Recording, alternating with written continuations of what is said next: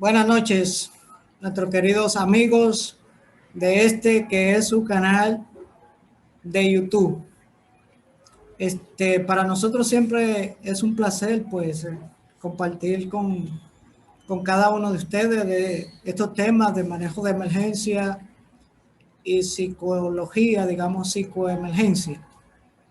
En esta noche pues vamos a estar hablando de la estrategia de intervención ante eventos catastróficos. No sin antes decirle que acuérdese de suscribirse a nuestro canal. Toque esa campanita para que así podamos, pues, en lo sucesivo seguir conversando, interactuando.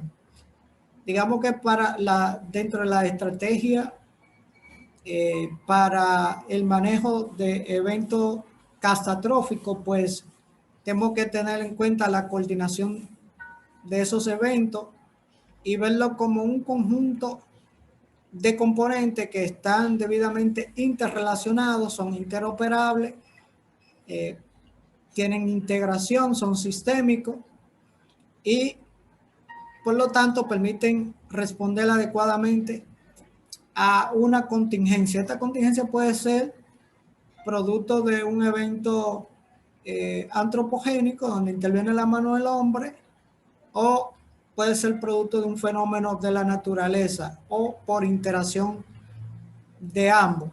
Y lo que busca esta coordinación, estos componentes, esa estructura organizacional, pues fijar el control en las prioridades. Una de las cosas que tienen que tener pendiente los planificadores de emergencia, los comandantes de incidentes, que dentro de las prioridades pues están salvar vidas, mantener los servicios, los bienes, salvar los bienes y el medio ambiente. Y con todo esto, pues, se van a tener pulsos de acciones concretos y articulados. Evidentemente que para esas estrategias, pues, debemos conocer cuáles son los escenarios a intervenir. Por lo tanto, en ese proceso previo de planificación, hay que tener contemplado cuáles son nuestros escenarios. Voy a tener un evento adverso, un escenario con materiales peligrosos. Voy a tener colapsos de estructura, va a ser un huracán, es una explosión, un ataque terrorista. Todo esto yo lo tengo que tener claro mis escenarios para, una vez conozco esos escenarios, pues tener la estrategia para intervenirlo. Además que debo tener los mecanismos de dirección que van a ir desde el nivel político, el estratégico, político estratégico, y la respuesta, la de operaciones, el nivel de operaciones y el nivel de respuesta per se, y tengo que tener los sistemas de control. Evidentemente que frente a un evento como un terremoto, pues movimiento telúrico, pues vamos a tener infraestructura dañada. Dentro de esa infraestructura, pues pudiéramos tener infraestructura crítica, por lo tanto, como los hospitales, por ejemplo, las estaciones de bomberos, los cuarteles de policía. Por lo tanto, tenemos que tener planes de continuidad de el negocio, porque estos servicios, si tenemos una gran cantidad de heridos y han fallado, digamos, los medios de comunicación como la carretera, etcétera, pues ya debemos seguir atendiendo a las personas que resultaron heridas.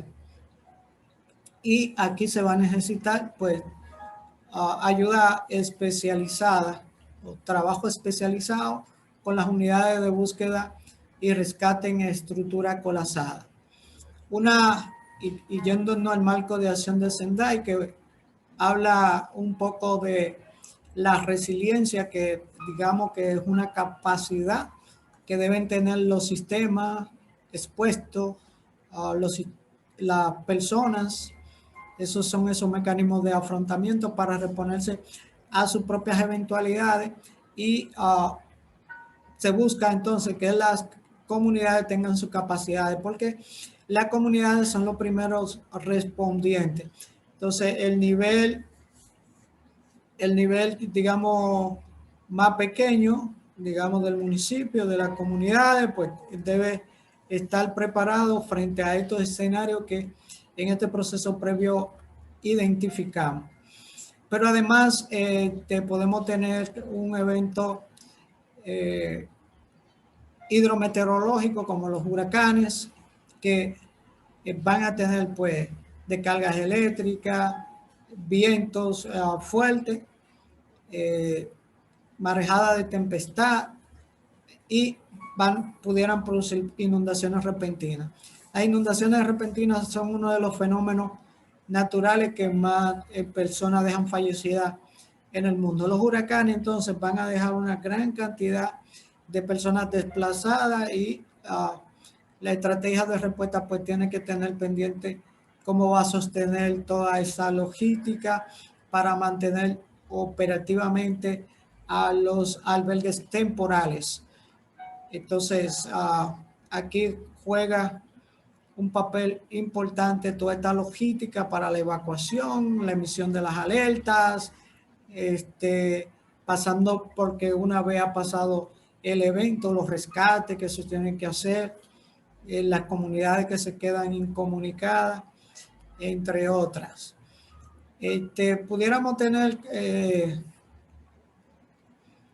en un país varios fenómenos como los huracanes, como ocurrió en Estados Unidos, por ejemplo, que en un año pudimos tener una gran cantidad de huracanes como Camila, Frederick, Elena, George, Iván, Dennis, Katrina, o sea, una cantidad impresionante.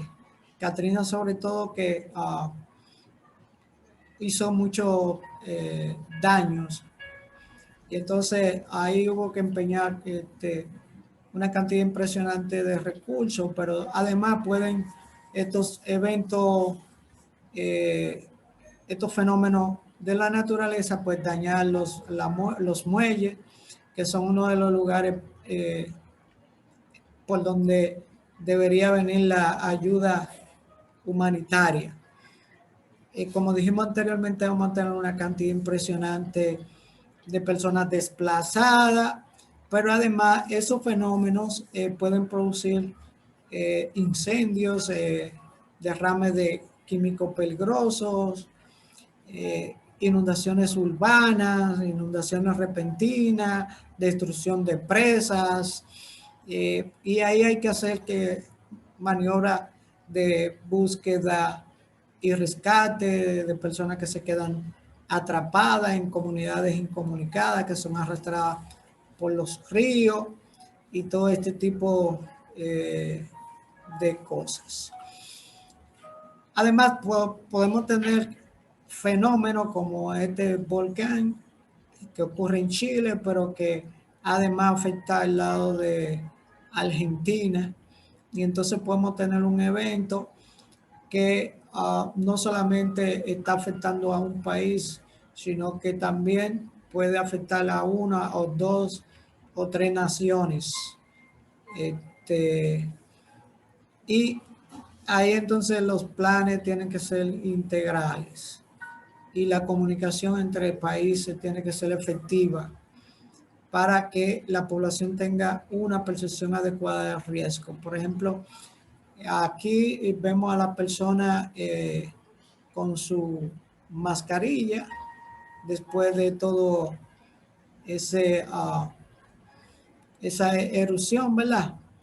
Que ha dejado magma y esa ceniza volcánica que puede ocurrir lluvias ácidas, pues ellos entienden que con una mascarilla digamos, quirúrgica, pues están protegidos, están protegiendo sus vías aéreas. Y eso no es del todo cierto.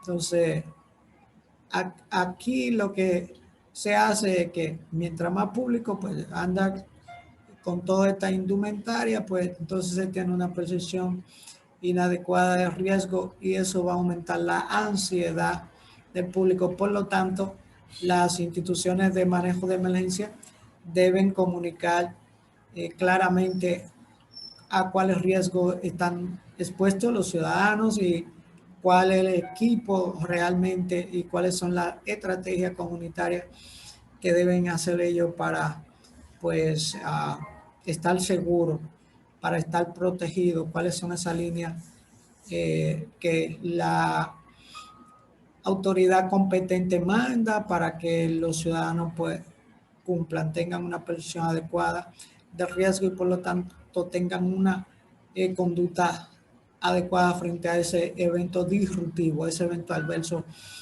que ha ocurrido.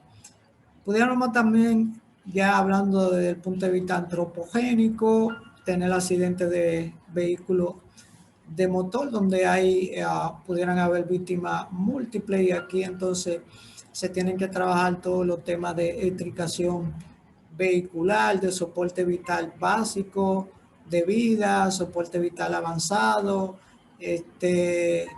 clasificación de víctimas en masa, digamos que transporte asistido y los pacientes llevarlos a los hospitales definitivos. Pues partiendo del supuesto de que los desastres no se mudan de sitio, o sea, yo no puedo llevar una cantidad de personas a un hospital que no es definitivo, en este caso para traumas. Yo debo transportar esos pacientes hacia los hospitales de trauma, pero tengo que tener una comunicación para ver cuántos pacientes ellos puedan recibir y los demás pues derivarlos a otro centro definitivo. Si son quemados, a las unidades de quemados, son traumas, a los hospitales definitivos de trauma. Dentro de los eventos adversos, pues también podemos tener accidentes aéreos y accidentes que puede ser dentro de las instalaciones aeroportuarias, pero además pueden ser fuera en una ciudad poblada como esta. Por lo tanto, tenemos que tener una coordinación interinstitucional bajo una metodología que pudiera ser sistema de comando de incidentes y tener un plan de acción de incidente, verificar cuáles son los recursos, la recursividad que se va a necesitar para enfrentar el evento, la estructura organizacional y tener un mapa común de la situación y tener una retroalimentación de todo el personal a través de la planificación operativa que va a ser, digamos, puesta en ejecución a través de operaciones y todo lo que tiene que ver con el nivel logístico y administración y finanzas, pues va a apoyar el plan que, digamos, que finalmente debe ser aprobado por el comandante de incidente o en eventos ya grandes, digamos que puede haber un comandante de área y esto reportarse a los mecanismos de coordinación. Entonces, frente a esos eventos adversos, a esos incidentes, pues se tiene que manejar la asistencia de primeros respondedores, digamos, desde el punto de vista de policía de tráfico, de bomberos, de los equipos de emergencias médicas, de los equipos de búsqueda y salvamento, la identificación de cadáveres, la psicología de emergencia, para que en este caso, que hay una gran cantidad de fallecidos, después que se hace esa identificación de los cadáveres, el manejo de los cadáveres, el triaje de cadáveres para su identificación, pues ese apoyo psicosocial, ese apoyo psicológico, pues se debe encargar de la información de la mala noticia, de reencuentro con la familia, de la ventilación, del estrés de los primeros respondientes, del estrés del público, y intervenir en crisis a la persona y ya en el mediano plazo, pues incluir la terapia de crisis. Todos estos eventos adversos tienen algo en común. La gente sufre, la gente se estresa, se angustia. Y si esto no es ventilado emocionalmente, pues entonces la gente pudiera hacer duelo complicado. La gente pudiera caer en estrés postraumático. La gente puede caer entonces ya en depresión, puede obtener hábitos no saludables como el alcoholismo, el, el cigarro, ya mencionamos la depresión, y entonces ya se puede convertir en una psicopatología, enfermar las personas. Tenemos que tener claro cuáles van a ser las medidas de atención prehospitalaria, los niveles, digamos, que se deben trabajar desde los soportes vital básicos hasta los soportes vital avanzados, la asistencia en el traslado, la noria de circulación de las unidades de ambulancia, la identificación de los cadáveres, las honras fúnebres que se tienen que hacer, respetando siempre la cultura que tiene la gente. Otras estrategias que debemos tener pendientes son las estrategias cuando acudimos a incidentes donde hay materiales químicos o, digamos, los materiales peligrosos en cualquiera de sus 9 categorías. Y entonces estos tienen que ser intervenidos desde el punto de vista de la capacitación, el entrenamiento y los recursos que tienen esas unidades, partiendo desde los primeros respondientes que deben conocer la identificación, o sea, el nivel de identificación, siguiendo al nivel de operaciones, a nivel de especialista o de sistemas de comando de incidentes.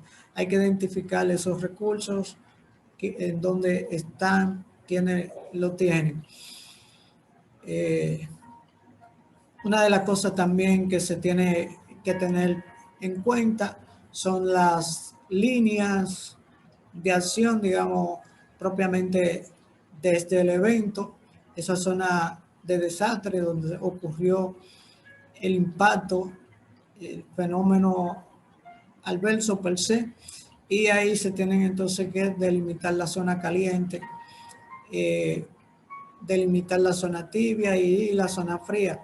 Dentro de la zona tibia, pues debemos tener el corredor de descontaminación, y esto ya es para especialistas en manejo de materiales peligrosos, siempre que hayan materiales peligrosos, y luego de ahí, una vez que ya son descontaminados, el personal, digamos, por el personal de bomberos o policía a nivel ya técnico en manejo de materiales peligrosos o cualquier otra dependencia, pues ahí se va a hacer lo que pudiéramos decir la 3T, o sea, taguear, clasificar a las víctimas,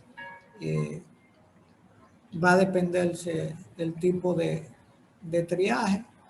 Pudiera hacerse el Simple Triage en Rapid Transport o cualquier otra metodología de clasificación de víctimas en masa. Ya esto va a depender del coordinador de médicos que está en el área de concentración de víctimas, en donde son sacadas las personas que fueron expuestos o contaminados por el agente.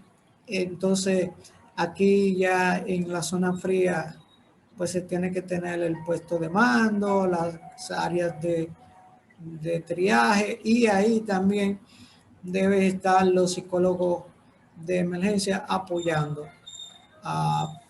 Aquí pudiéramos ver los corredores de descontaminación hasta el área fría.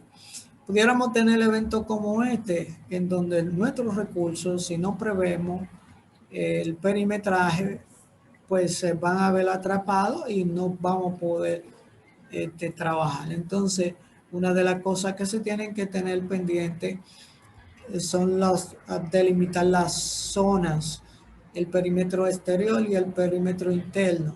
Ya vimos que debemos delimitar en zona fría, zona tibia y zona caliente. Los eventos, digamos, más complejos como este incidente de World Trade Center, acá se tienen que tener pendiente que se debe llevar la interoperatividad para que las instituciones pues, puedan comunicarse una con otra.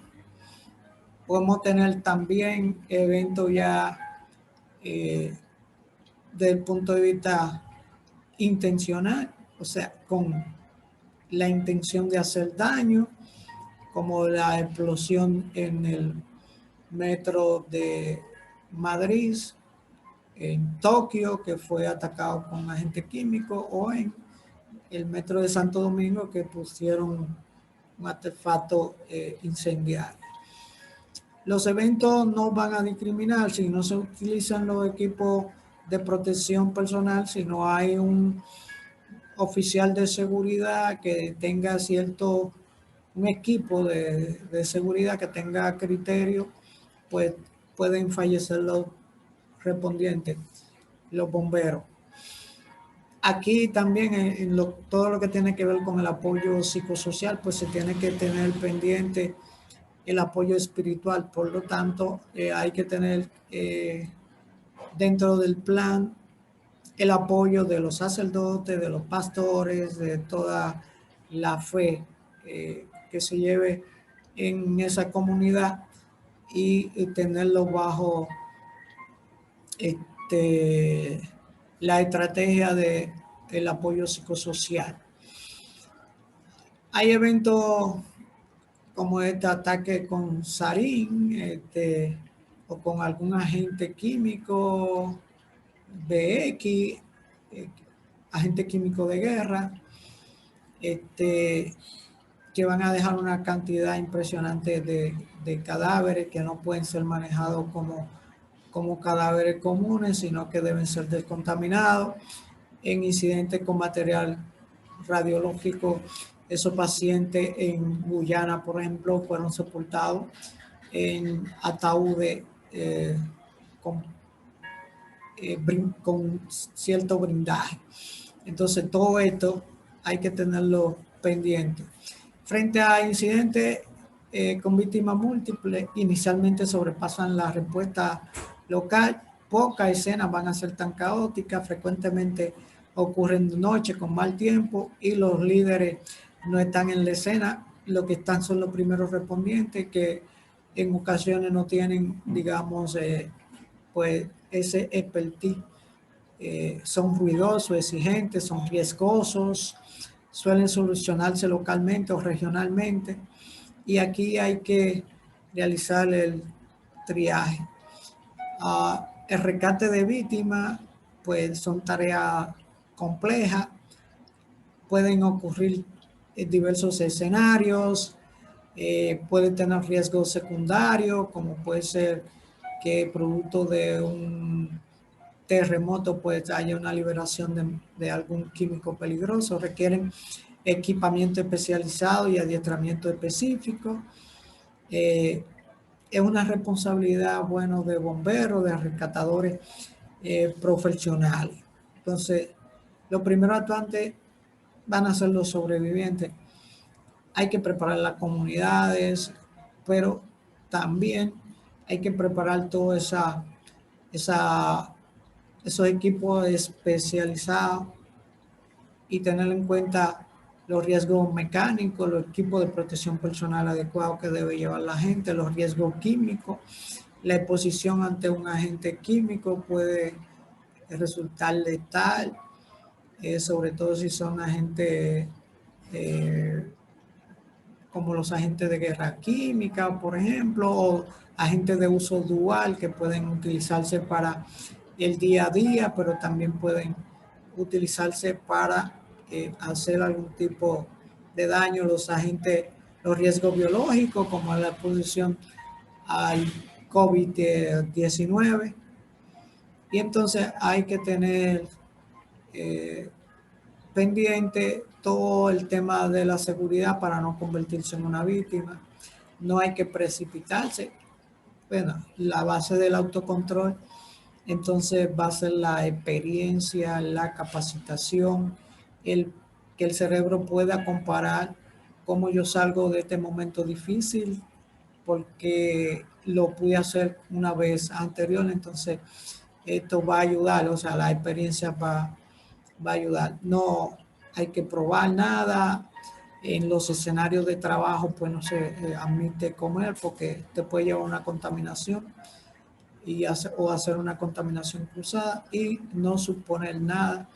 Los, digamos, los objetivos en la emergencia deben ser claros para que los intervinientes pues puedan trabajar claramente.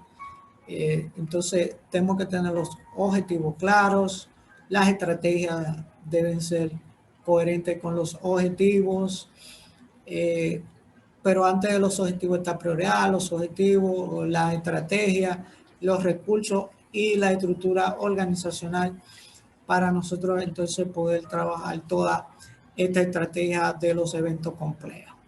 Para nosotros pues fue todo, ha sido todo un placer pues estar compartiendo